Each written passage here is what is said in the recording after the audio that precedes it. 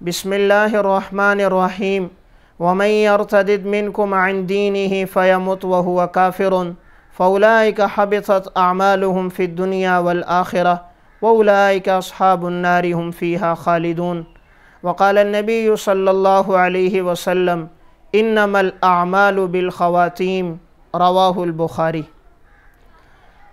رسول اللہ صلی اللہ علیہ وسلم نے ارشاد فرمایا کہ اعمال کے دار و مدار انسان کے خاتمے پر ہے۔ اگر انسان کا خاتمہ ایمان پر ہو تو یہ تمام اعمال فائدہ دیں گے، اور اگر خاتمہ خدا نخواستہ کفر پہ ہو گیا تو انسان کی زندگی کے جتنے اعمال ہیں یہ ضائع ہو جائیں گے۔ وَمَن يَرْتَدِدْ مِنْكُمْ عَنْ دِينِهِ فَيَمُتْ وَهُوَ كَافِرٌ، جس شخص کا انتقال ہوا اس حال میں کہ وہ کفر پہ تھا تو اس کی زندگی کے تمام اعمال ضائع ہو جائیں گے۔ اولئک حبطت اعمالہم فی الدنیا والآخرہ، دنیا اور آخرت کے تمام اعمال ضائع ہو گئے۔ اس لیے ہمیشہ یہ دعا کرنی چاہیے کہ اللہ تعالی ہمارا خاتمہ ایمان پر کرے۔ بسا اوقات انسان زندگی بہت اچھی گزارتا ہے، نیک اعمال پہ گزرتی ہے، لیکن خاتمہ کفر پہ ہو جاتا ہے، اور بسا اوقات کسی کی زندگی کفر پہ گزرتی ہے لیکن اللہ تعالی موت سے پہلے اسے ایمان کی توفیق عطا فرما دیتا ہے۔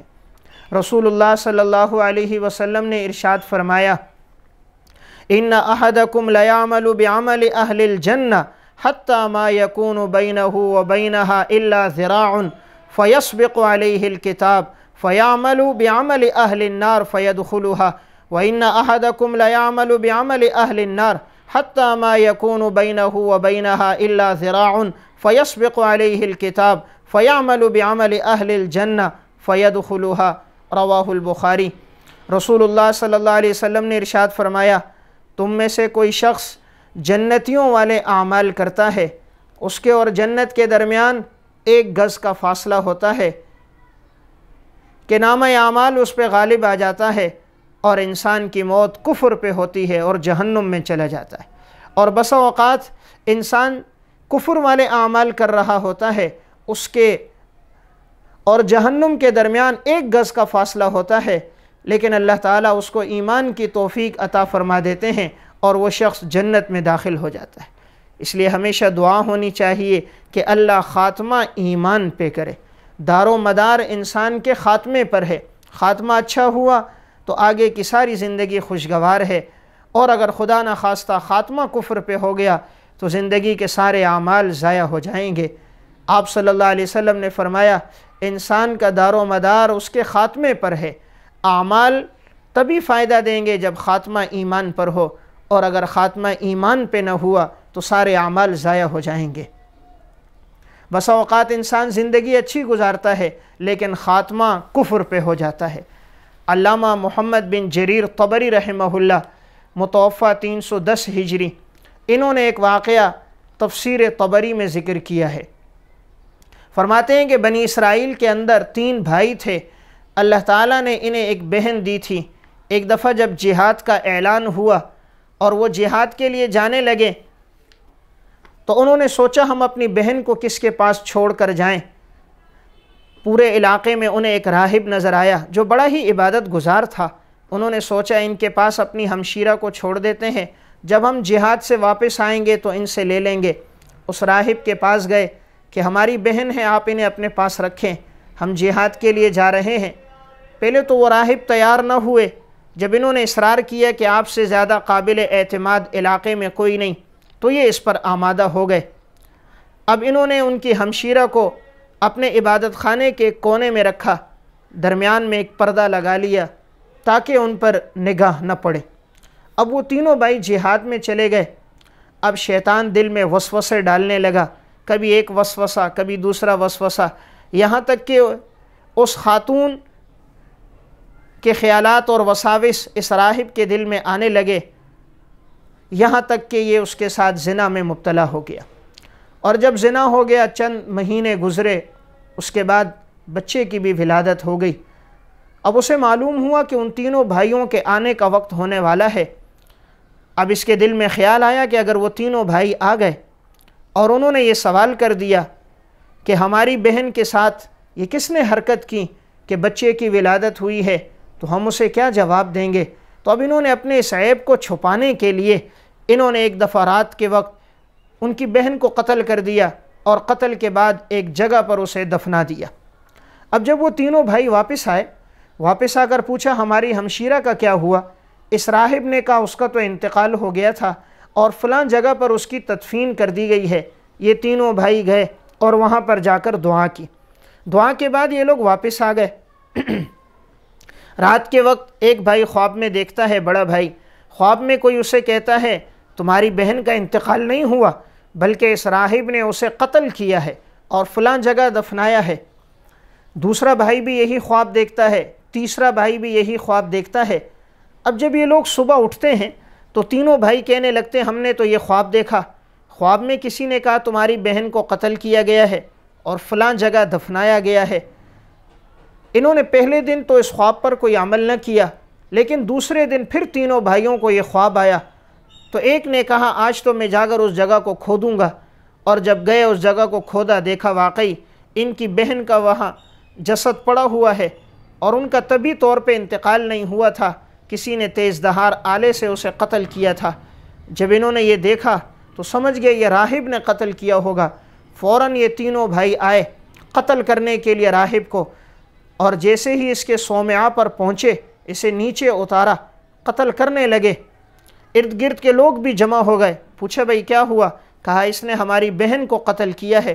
علاقے کے لوگ جمع ہو گئے، راہب کو جب قتل کرنے لگے تو اب شیطان اس کے سامنے آ گیا، اور شیطان نے کہا اگر تو کفر کر لے گا، مجھے سجدہ کر دے گا، میرے اوپر ایمان لے آئے گا تو میں تجھے قتل سے بچا سکتا ہوں، ورنہ اب تجھے قتل سے بچانے والی چیز کوئی نہیں۔ علاقے کے لوگ بھی جمع ہیں اور یہ بھائی بھی غیرت میں اس وقت آ چکے ہیں، تینوں کے ہاتھ میں ہتھیار موجود ہیں۔ راہب کے سامنے جب شیطان نے یہ بات کی، حالانکہ زندگی اس کی عبادت میں گزری تھی، شیطان نے کہا تو کفر کر لے تو میں تجھے بچا سکتا ہوں، ورنہ اس وقت تجھے کوئی نہیں بچا سکتا۔ تو اس نے کفر کر دیا، شیطان کے اوپر ایمان لے آیا، شیطان کے سامنے سجدہ کر دیا۔ لیکن اب شیطان بھی فوراً پیچھے ہٹ گیا، کہا میں اللہ کے عذاب سے ڈرتا ہوں۔ اب اس راہب کو قتل کر دیا گیا۔ قرآن کریم کی یہ جو آیت ہے کمثل الشیطان اذ قال للانسان اکفر فلما کفر قال انی بریء منک، شیطان انسان سے کہتا ہے کفر کر، اور جب انسان کفر کر دیتا ہے تو شیطان کہتا ہے میں تو تجھ سے بری ہوں، اس لیے کہ میں اللہ کے عذاب سے ڈرتا ہوں۔ شیطان فوراً ہی بھاگ گیا۔ اب اس کی موت کس حال میں آئی کہ قتل بھی کر دیا اور قتل کے بعد ایمان سے بھی چلا گیا، کفر پہ موت آ گئی۔ تو دیکھیے زندگی کتنی اچھی گزاری تھی، لیکن موت کفر پر آئی ہے۔ اس لیے ہمیشہ دعا ہونی چاہیے کہ اللہ ہمارا خاتمہ ایمان پہ کرے، ورنہ کہیں ایسا نہ ہو ماضی کے سارے اعمال ضائع ہو جائے۔ علامہ ابن قیم رحمہ اللہ، متوفہ 751 ہجری کی کتاب ہے روضۃ الطالبین و نزہۃ المشتاقین۔ ابن قیم رحمہ اللہ نے اس میں ایک واقعہ لکھا۔ موسیٰ علیہ السلام کے دور کے اندر ایک شخص تھا، اللہ نے اسے بڑی خوبصورت آواز دی تھی۔ جب وہ تورات پڑھا کرتا تھا تو لوگ ارد گرد جمع ہو جاتے تھے۔ موسیٰ علیہ السلام کی شریعت کے مطابق جب وہ عبادت خانے پہ کھڑے ہو کر آواز دیتا تھا، لوگوں کو عبادت کے لیے بلاتا تھا، جس طرح آذان دی جاتی ہے تو لوگ سب جمع ہو جاتے تھے عبادت کے لیے۔ اللہ نے اسے خوبصورت آواز دی تھی، لوگ اس کی آواز پہ فریفتہ تھے۔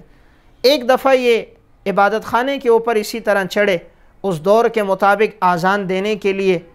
ان کی نگاہ قریب کے ایک گھر پہ پڑ گئی۔ قریب میں ایک مجوسی کا گھر تھا اور اس گھر کے صحن میں ایک نوجوان لڑکی گھوم رہی تھی۔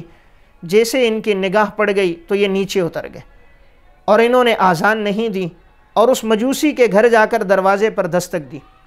مجوسی لڑکی نے پوچھا کون؟ انہوں نے اپنا تعارف کرایا۔ کہا کس ارادے سے آئے ہو؟ کہا میں تم سے نکاح کرنا چاہتا ہوں۔ اس لڑکی نے کہا تم موسیٰ علیہ السلام کی شریعت پر ہو اور ہمارا دین الگ، تمہارا مذہب الگ ہے، ہمارا آپس میں نکاح نہیں ہو سکتا، لیکن جب میرے والد آ جائیں پھر تم آ جاؤ، میں اپنے والد سے بھی مشورہ کر لوں گی۔ کچھ وقت میں ان کے والد بھی گھر آ گئے۔ یہ شخص پھر ان کے پاس گیا اور اس کے والد سے کہا کہ میں آپ کی بیٹی سے نکاح کرنا چاہتا ہوں۔ تو انہوں نے کہا تمہارا دین الگ ہے، ہمارا دین الگ ہے، اگر تم موسیٰ علیہ السلام کے اس دین کو چھوڑ دو گے تو پھر میں تمہارا نکاح اپنی بیٹی سے کروں گا، ورنہ نہیں ہو سکتا۔ تو اس نے عورت کی خاطر اپنے دین کو چھوڑ دیا اور مجوسی مذہب کو اختیار کر دیا۔ انہوں نے اپنے مذہب کے مطابق لڑکا لڑکی کا نکاح ہو گیا۔ نکاح کے بعد لڑکی کے والد نے کہا ہمارے اس گھر کے اوپر ایک اور کمرہ بنا ہوا ہے، اس پر چادریں نہیں ہیں، تم اوپر چڑھو، چادریں ڈال دو، اپنے لیے چھت کو ترتیب دے دو اور اوپر کے کمرے میں تم رہائش اختیار کرو۔ علامہ ابن قیم لکھتے ہیں یہ شخص اوپر چڑھا تاکہ اوپر کا کمرہ اپنے لیے درست کرے۔ جیسے ہی چھت پہ چڑھا، اللہ کا کرنا کہ وہیں چھت سے نیچے گرا اور گرا، اس کی گردن کی ہڈی نیچے لگی، ٹوٹی اور وہیں پہ شخص کا انتقال ہو گیا۔ اب دیکھیے زندگی اس نے گزاری دین پر، آواز خوبصورت کے لوگ سن کر ایمان لے آئے، موسیٰ علیہ السلام کے مؤذن تھے، دین پہ زندگی گزری، لیکن دیکھیے خاتمہ کس پہ ہوا؟ کفر کی حالت پہ خاتمہ ہوا، ایمان سے بھی چلا گیا، اپنی خواہش کو بھی پورا نہ کر سکا اور ابدالآباد کے لیے جہنم میں چلا گیا۔ تو اس لیے ہمیشہ دعا ہونی چاہیے کہ اللہ تعالی ہمارا خاتمہ ایمان پہ کرے۔ تو زندگی ایمان پہ گزرتی ہے تو پھر خاتمہ بھی ایمان پہ ہوتا ہے، اور اگر زندگی ایمان پہ نہ گزرے، نیک اعمال پہ نہ گزرے، تو پھر انسان کا خاتمہ بھی بسا اوقات کفر پہ ہوتا ہے۔ جیسی زندگی گزرتی ہے، زبان پر عموماً موت کے وقت اور آخری وقت پہ وہی گفتگو اور وہی باتیں ہوتی ہیں جو انسان کی زندگی میں ہوا کرتی تھیں۔ علامہ ابن قیم رحمہ اللہ متوفی 751 ہجری کی ایک کتاب ہے الجواب الکافی، اس میں انہوں نے مختلف لوگوں کے موت کے بارے میں ذکر کیا۔ ایک شخص کی زندگی شراب پیتے ہوئے گزری تھی، ان کے بارے میں لکھا کہ موت کے وقت وہ کہنے لگا شراب لاؤ اور مجھے پلاؤ، شراب لاؤ اور مجھے پلاؤ، یعنی آخری وقت میں زبان پہ کلمہ نہ آیا، شراب مانگتا رہا، اس حال میں مر گیا۔ ایک شخص کی ساری زندگی تجارت میں گزری، تو موت کے وقت وہ یہی کہتا رہا اس چیز کی قیمت اتنی ہے، اس کی قیمت اتنی ہے، اس کا بھاؤ اتنا ہے، قیمت ہی بتاتا رہا، کلمے کی توفیق نہ ہوئی، یہ کہتا ہوا دنیا سے چلا گیا۔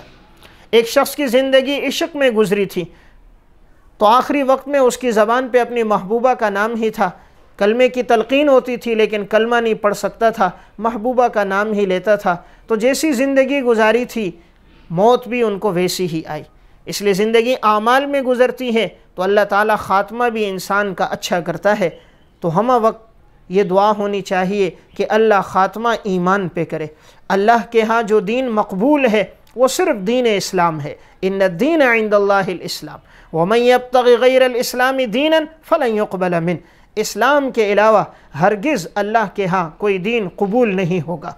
اس لیے دعا ہو کہ اللہ تعالی ہمارا خاتمہ ایمان کی حالت پہ کرے۔ ایمان ہے تو سب کچھ ہے، ایمان نہیں تو کچھ نہیں۔ ایک تاتاری شہزادہ گھوڑے پہ جا رہا تھا اور اس کے ساتھ اس کا کتا بھی تھا۔ راستے میں ایک بزرگ ملے تو وہ اس سے کہنے لگا یہ بتاؤ کہ آپ اچھے ہو یا یہ میرا کتا اچھا ہے؟ تو اس بزرگ نے جواب دیا اگر میرا خاتمہ ایمان پر ہو گیا تو میں اس کتے سے اچھا ہوں، اور اگر میرا خاتمہ ایمان پہ نہ ہوا تو یہ کتا مجھ سے اچھا ہے۔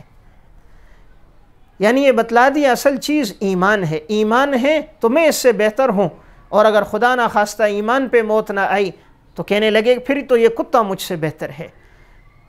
ساری زندگی ایمان پر انسان محنت کرے تو اللہ تعالیٰ پھر آخری وقت میں بھی ایمان کی توفیق دیتا ہے، اور پھر انسان دعا ہی کرتا رہتا ہے ایمان کی۔ حضرت مولانا پیر ذوالفقار احمد صاحب نقشبندی دامت برکاتہم، حضرت کی کتاب ہے خواتین اسلام کے کارنامے، اس میں یہ واقعہ ہے۔ اسی طرح خطبات فقیر میں بھی یہ واقعہ ہے۔ حضرت فرماتے ہیں ایک دفعہ میں سمرقند کے سفر میں گیا اور وہاں پر ایک جامع مسجد میں جمعے کی نماز میں نے پڑھائی۔ نماز کے بعد چند نوجوان میرے پاس ملنے کے لیے آئے اور انہوں نے مجھ سے کہا ہماری والدہ آپ کو بلاتی ہیں، بوڑھی والدہ ہیں، ان کی خواہش ہے کہ جو عالم پاکستان سے تشریف لائے ہیں کہ میں ان سے مل لوں، دعاؤں کی انہیں درخواست کر دوں۔ حضرت فرماتے ہیں میں نے دل میں ارادہ اب تک ظاہر نہیں کیا تھا ان کے سامنے کہ میں جاؤں یا نہ جاؤں، لیکن سمرقند کے جو اس وقت کے مفتی اعظم تھے انہوں نے مجھے کہا کہ آپ ان کے ہاں ضرور جائیے، اس لیے کہ یہ وہ خاتون تھی جب کمیونسٹ کا انقلاب آیا تھا اور وہ لوگوں کو کفر پہ جمع کر رہے تھے، تو یہ خاتون اس وقت ایمان پہ محنت کرتی تھی، لوگوں کو ایمان کی دعوت دیتی تھی۔ 20 سال کی عمر سے اس نے لوگوں کو ایمان کی دعوت دی ہے، اور آج تک اس خاتون کا یہی طریقہ ہے۔ تو یہ ایمان کی بڑی داعیہ ہے۔ اور بتلایا کہ اس وقت اس خاتون کی عمر 90 سال سے زیادہ ہے، یعنی 20 سال سے یہ خاتون ایمان پہ محنت کر رہی ہے، 90 سال عمر ہو چکی ہے، 70 سال تک ایمان کی دعوت دیتی رہی۔ تو اس مفتی اعظم نے بھی حضرت سے کہا کہ آپ ضرور چلے جائیے۔ خاتون کی خواہش ہے کچھ دیر ان سے ملاقات ہو، دعاؤں کی درخواست کر کے واپس آ جائیں گے۔ حضرت فرماتے ہیں جب میں ان کے ہاں گیا، گھر میں ہم داخل ہوئے تو ایک چارپائی پہ وہ خاتون لیٹی تھیں، ان کے جسم پہ بڑی چادر ڈلی ہوئی تھی۔ تو جیسے ہی ہم گئے، ہم نے سلام کیا، خاتون نے جواب دیا۔ حضرت فرماتے ہیں میں نے ان سے دعاؤں کی درخواست کی کہ میرے لیے دعا کیجئے، تو اس نے چادر کے اندر سے ہاتھ اٹھائے اور ہاتھ اٹھا کر یہ دعا کی کہ اللہ خاتمہ ایمان پہ کرے، اللہ ہمارا خاتمہ ایمان پہ کرے۔ فرماتے ہیں اس وقت میری آنکھوں میں آنسو آ گئے کہ جو خاتون 70 سال تک ایمان پہ محنت کرتی رہی، آج بھی اس کی زبان پر ایک ہی جملہ ہے کہ یا اللہ ہمارا خاتمہ ایمان پہ کر۔ اس لیے ہمیشہ دعا ہو کہ اے اللہ خاتمہ ایمان پہ فرما، اور قیامت کے دن رسول اللہ صلی اللہ علیہ وسلم کی شفاعت نصیب فرما۔